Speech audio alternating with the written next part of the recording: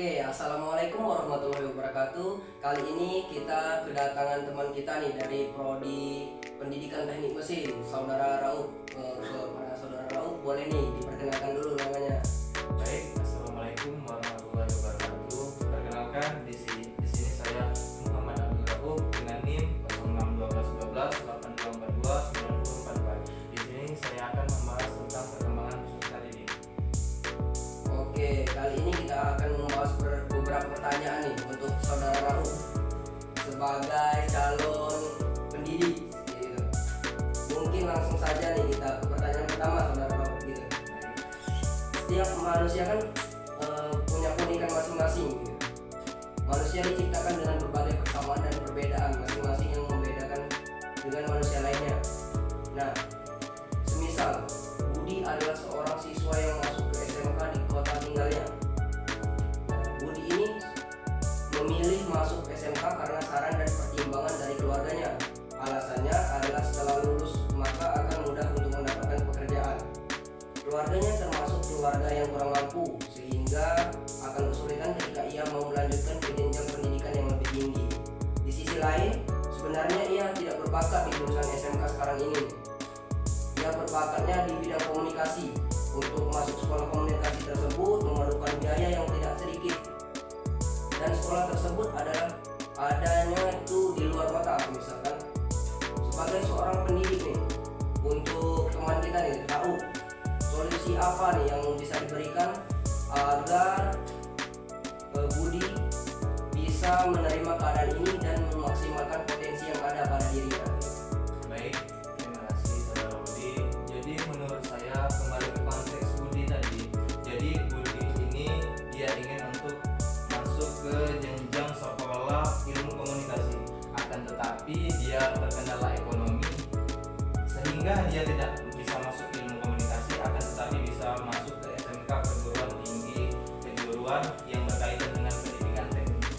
Jadi menurut saya, jika saya jadi seorang pendidik, jadi hal pertama yaitu adanya kolaborasi antara guru SMK dengan mahasiswa itu sendiri.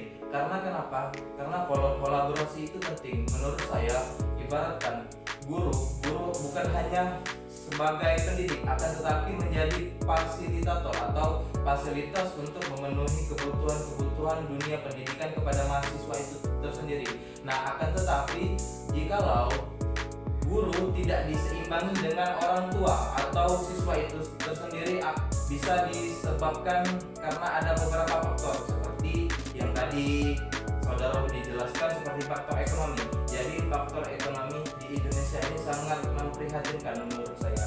Karena kenapa pemerintah tidak mensupport, akan tetapi pemerintah menyediakan fasilitas. Nah, fasilitas itu tidak sesuai dengan yang kita harapkan. Ibaratkan di kota terjadinya invasi antara kota dengan desa-desa. Jadi menurut saya, jikalau saya menjadi seorang pendidik, saya akan mendatangkan atau menyediakan kelas senyaman mungkin untuk Budi itu tersendiri. Mungkin seperti itu, Saudara Budi. Oke nih, baik Saudara Rauf.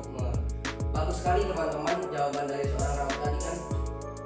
Nah, berarti jawaban dari seorang teman kita tadi, Rauf, yaitu sebagai pendidik kita harus melakukan kolaborasi gitu, sebagai fasilitator gitu. Oke, baik, lanjut ke pertanyaan kedua nih. Semisal seorang siswa nih, sebut saja namanya Andi gitu, merupakan seorang siswa SMK di sebuah kota besar di Pulau Sumatera. Ia merupakan seorang yang memiliki bakat di dunia teknik. Hanya saja ia orangnya tidak percaya diri, pemalu dan overthinking. Ia selalu ragu akan keputusan dan tindakan yang ia buat. Ia takut keputusan yang ia buat akan ditolak oleh orang lain.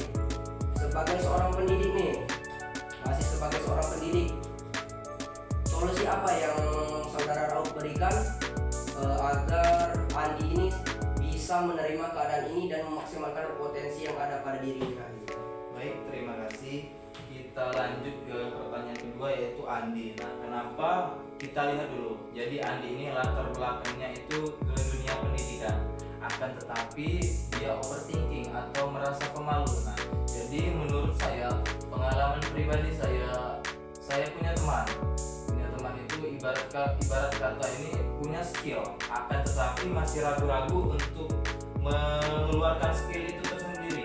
Jadi menurut saya, jikalau saya jadi seorang pendidik, jadi saya memberikan pembelajaran kepada siswa-siswa saya untuk apa? Jadi untuk menyalurkan bakat. Nah, jadi apa yang disenangkan itulah yang kita berikan kepada mereka. Mungkin seperti itu, saudara. Oke, mungkin untuk lebih ininya kan bagus sekali saudara Raul jawabannya. Nah, dari kami sendiri nih, kalau bisa kita sebelum melakukan beberapa hal itu kan, karena kita malu, kemungkinan kita bisa menguranginya dengan cara yaitu kita bisa bikin pengajar itu menyediakan games-games tertentu agar bisa lebih nyaman gitu, tidak ada tekanan ataupun apa gitu. Seperti kuis ya. Jadi Ya, apabila ada siswa yang bisa menjawab, bisa mendapatkan nilai atau bintang dan lain sebagainya. ya benar sekali Raul. Jadi kembali ke siswa-siswa. Jadi siswa ini memiliki 3 sifat. Jadi sifat yang pertama itu ada introvert. Jadi introvert itu pendiam.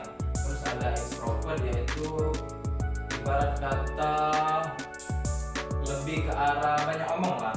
Ya. Nah, terus yang ketiga, yang terakhir itu ada ambivert. Jadi perpaduan antara introvert dengan ambivert. Nah, jadi jikalau saya jadi seorang pendidik, saya lihat dulu.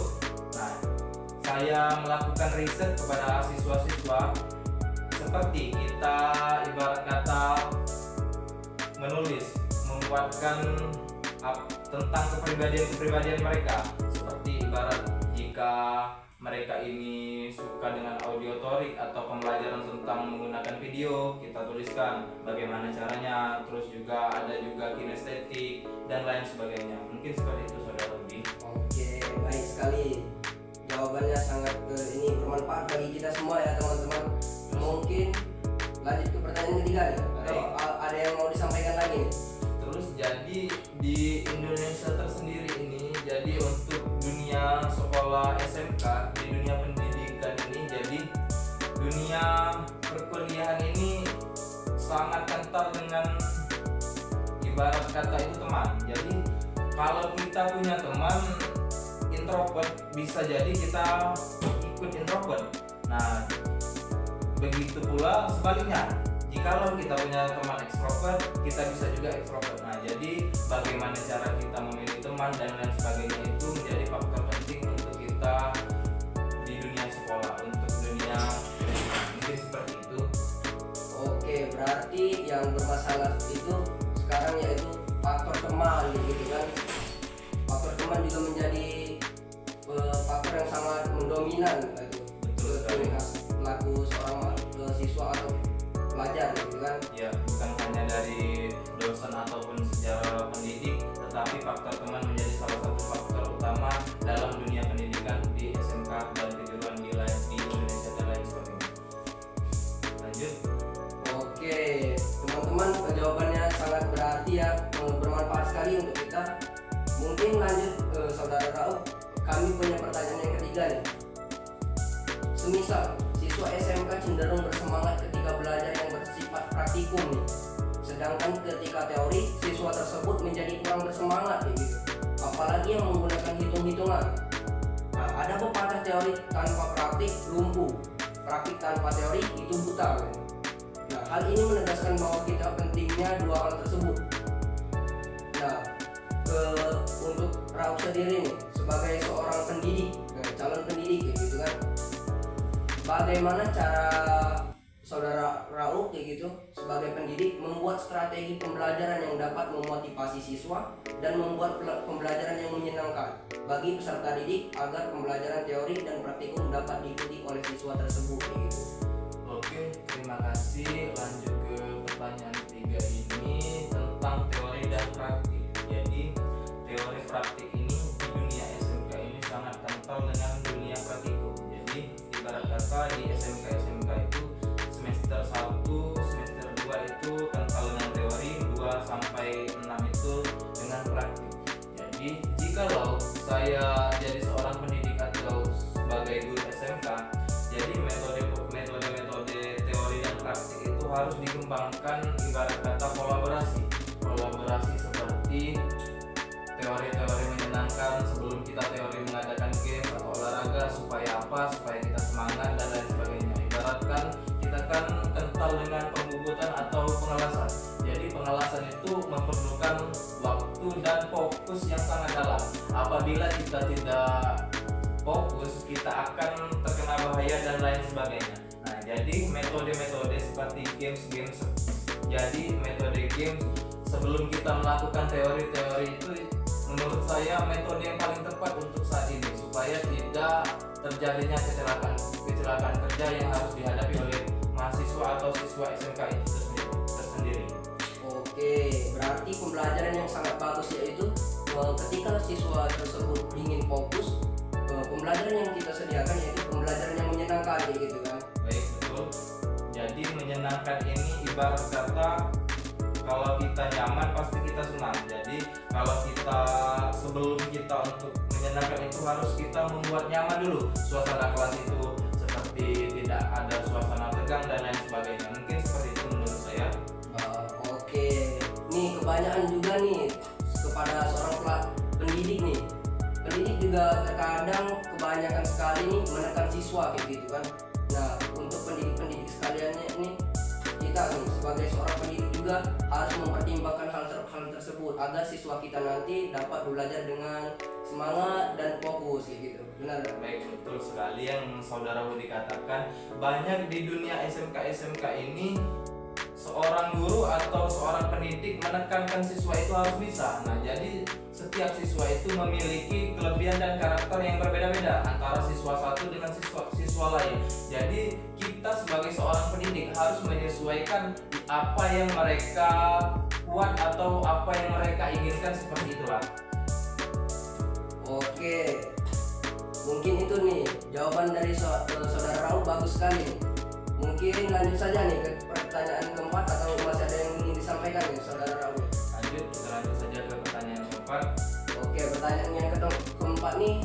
Nah, emosi remaja itu cenderung tidak stabil, sering meluap-luap perasaan yang mudah marah, terbawa emosi dan emosi negatif lainnya. Terkadang nih, sikap itu diarahkan ke hal-hal negatif. Nah, sebagai seorang pendidik nih, bagaimana tindakan kita untuk mengatasi hal tersebut? Baik, kita masuk ke tentang emosi. Jadi remaja ini sangat kental dengan kata emosi. Jadi antara umur 12 sampai 18 tahun itu ibarat kata remaja itu dalam masa menggebu-gebu untuk emosi. Jadi kita sebagai seorang pendidik atau jadi seorang guru, kita harus mentransformasikan kepada siswa-siswa kita bagaimana dampak-dampak yang terjadi apabila kita melakukan kekerasan seksual, kekerasan tawuran dan lain sebagainya. Jadi jikalau saya jadi seorang pendidik atau guru SMK pada sebuah sekolah, saya akan menekankan kepada siswa-siswa saya untuk tidak melakukan kekerasan atau emosi-emosi yang dihadapi pada saat itu. Nah, seperti dengan adanya kegiatan-kegiatan yang lebih bermanfaat, kegiatan-kegiatan seperti organisasi-organisasi dan lain sebagainya. Karena kenapa? Siswa pada umur 12 sampai 16 tahun itu, siswa itu cenderung memilih kepada temannya, bukan hanya kepada orang tua dan guru. Jadi kita kembali flashback ke pertumbuhan manusia. Jadi 0 sampai 2 tahun itu anak kata ibunya. 2 tahun sampai 6 tahun anak-anak itu apa kata gurunya. 6 sampai 12 tahun itu apa kata temannya. Nah, jadi yang kita ambil, kita sebagai mahasiswa atau siswa yang sekolah pada saat SMK, kita harus pandai-pandai memilih teman untuk kita belajar ke depannya. Jadi faktor-faktor seperti faktor teman, faktor keluarga itu sangat mendukung untuk kita ke depannya. Mungkin seperti itu. Oke, tadi kembali lagi dengan teman dan teman, jadi itu kan teman selalu menjadi dalam semua masalah kayak gitu. Nah, tadi dijelaskan saudara Raul nih ada kegiatan-kegiatan positif nih. Nah, kegiatan positif itu kegiatan yang seperti apa, saudara? Jadi untuk kegiatan positif menurut saya seperti organisasi pramuka, PMR dan lain sebagainya. Jadi di SMK itu tidak hanya siswa itu belajar tentang teori dan praktek, akan tetapi pulang sekolah adanya organisasi supaya mahasiswa atau siswa itu tersendiri bisa melakukan kegiatan-kegiatan positif yang tidak melanggar hukum dan lain sebagainya. Mungkin itu saja menurut saya tentang teori emosi remaja. Benar sekali nih. Dengan adanya organisasi tersebut, pulang sekolah kita melakukan organisasi kan gitu kan, mengurangi juga dampak negatif dari kemajuan teknologi gitu. Oke, saudara Raut, lanjut ke pertanyaan yang selanjutnya nih. Nah, hidup kita nih unik kayak gitu ya. Kita yang menjalani, Tuhan yang menentukan, dan orang lain yang berkomentar kayak gitu. Terkadang orang lain mudah sekali menilai sesuatu, padahal baru sekali lihat, baru sekali mendengar kayak gitu. Dia dengan mudahnya melakukan judgment atau penilaian kayak gitu. Ada suatu cerita di mana ada seorang siswa yang sedang menempuh suatu pendidikan di suatu kota. Orang-orang sekitarnya bilang bahwa dia ini sekolah tersebut akan memberatkan orang tuanya. Sekolahnya tidak akan selesai karena kekurangan biaya serta omongan-omongan lainnya yang sebenarnya tidak enak untuk didengar. Nah, jika kalian berada pada posisi tersebut, apa yang kalian lakukan? Nah, jika posisi kalian sebagai pendidik, nasihat dan motivasi, apa yang akan kalian berikan kepada siswa itu sebagai seorang pendidik, nasihat dan motivasi? Baik, untuk pertanyaan kelima ini tentang Tuhan yang menentukan dan orang lain yang berkomentar. Saya ingat sebuah hadis, yaitu al-insanu bitaqdiri wallahi tadbiri. Manusia bisa merencanakan dan Allah yang menentukan. Jadi terkadang hidup ini bukan hanya kita tersendiri, akan tetapi kita harus melihat tentang tetangga, teman-teman dan lain sebagainya. Jikalau saya jadi seorang pendidik, apabila siswa atau mahasiswa kita memiliki emosi atau masalah pribadi, kita merangkullah dengan cara seperti sesudah kita saat kegiatan belajar mengajar melakukan kegiatan-kegiatan positif seperti yasinan dan lain sebagainya. Jadi yang saya dapat, jikalau saya jadi seorang pendidik, yang harus saya lakukan apabila ada masalah pribadi internal maupun eksternal kepada siswa atau mahasiswa saya tersendiri, yaitu saya melakukan kegiatan-kegiatan seperti kembali ke cerita, ada seorang siswa yang menempuh sekolah pendidikan. Nah, jadi tetangga-tetangganya itu mengejar bahwa apa itu pendidikan, apa itu guna pendidikan. Pendidikan itu ibarat kata menghabiskan uang dan waktu. Jadi pola-pola pikir seperti inilah yang bisa menghambat kemajuan pendidikan yang ada di Indonesia. Jadi menurut saya kita harus merubah perspektif atau pola pikir yang kita itu sendiri. Ibaratkan pendidikan itu penting bagi kita, bukan hanya tentang materi dan lain sebagainya. Akan tetapi dengan pendidikan itulah siswa dapat bertahan hidup. Ibarat kata kalau kita punya skill, kita bisa hidup di mana saja. Mungkin seperti itu.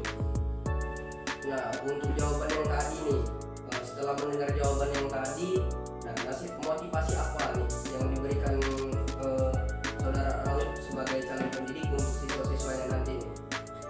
Jadi untuk siswa-siswa yang masuk kepada sekolah SMK, perguruan tinggi dan lain sebagainya, jadi sesuatu yang telah Allah takdirkan untukmu tidak akan pernah menjadi milik orang lain.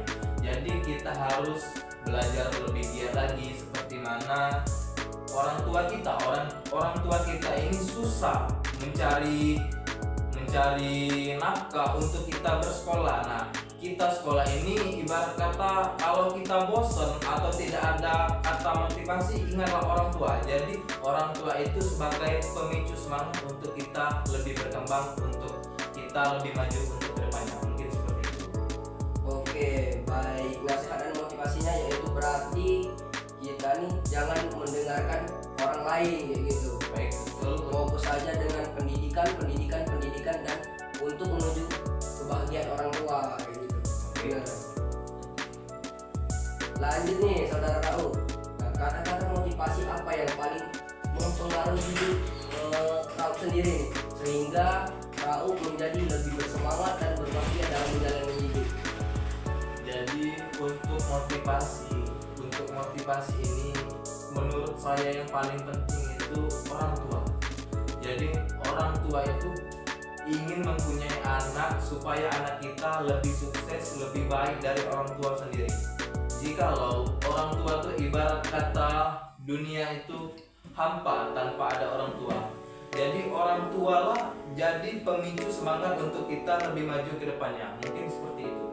Oke teman-teman, dengar ini kayak gitu kan, yang bikin kita semangat tuh bukan ayang kayak gitu, yang bikin semangatnya itu orang tua kayak gitu. Betul sekali, orang tua selalu di depan.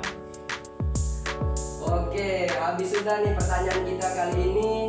Mungkin ada kata-kata yang ingin disampaikan